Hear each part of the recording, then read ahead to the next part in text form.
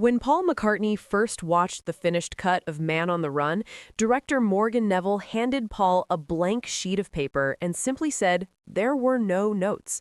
That quiet gesture spoke volumes. Days later, as the film prepared for its release, Paul found more colorful ways to describe the experience. He called it chaotic, uncomfortable at times, and deeply overwhelming.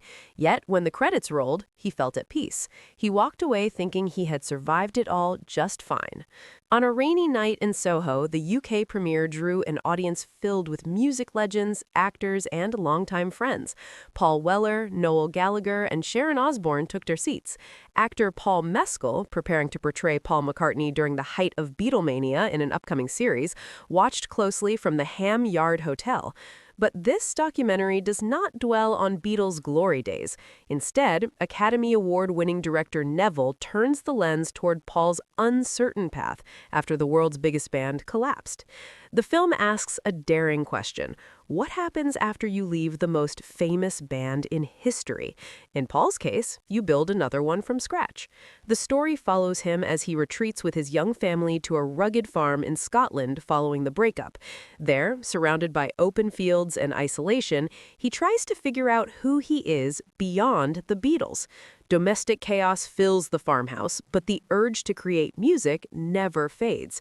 Soon, that impulse leads to the formation of Wings, a band born not in stadiums, but in humble rehearsal spaces. Paul openly admits that his relentless energy has sometimes caused trouble. Still, transforming a loose group of musicians into a defining rock act of the 1970s becomes one of the film's most compelling arcs. At the heart of it all stands Linda McCartney. Her unseen photographs and home movies form the emotional backbone of the documentary. Because she documented everything, the film unfolds with rare intimacy. Paul once believed much of his archive had disappeared in the wild days of the 60s and 70s. Break-ins were common, security was relaxed, and memorabilia vanished. Years later, his team carefully searched storage units and drawers, rediscovering priceless footage. Watching those memories on screen moves him most when Linda appears. Seeing their shared moments, their children, and their everyday laughter brings both joy and grief. Time feels compressed, like an entire life flashing by in 2 hours. The documentary also confronts the strain between Paul and John Lennon. Paul reflects on feeling blamed for the band's collapse, even though John had privately declared he was leaving first. He revisits Lennon's pointed song, How Do You Sleep, and responds with both sharp humor and lingering affection.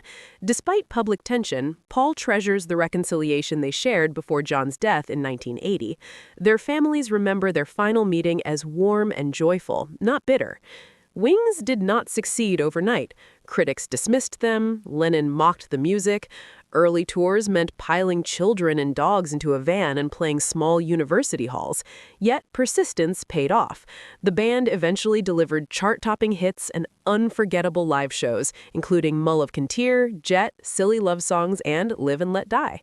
Paul credits Linda's fearless encouragement for much of that success. Whenever he doubted a bold idea, she reminded him that trying was always allowed. That philosophy still guides him. In the end, the film becomes more than a music documentary. It captures resilience, reinvention, love, and friendship. Looking back, Paul sees courage in simply refusing to give up. The journey did not have to work, but it did.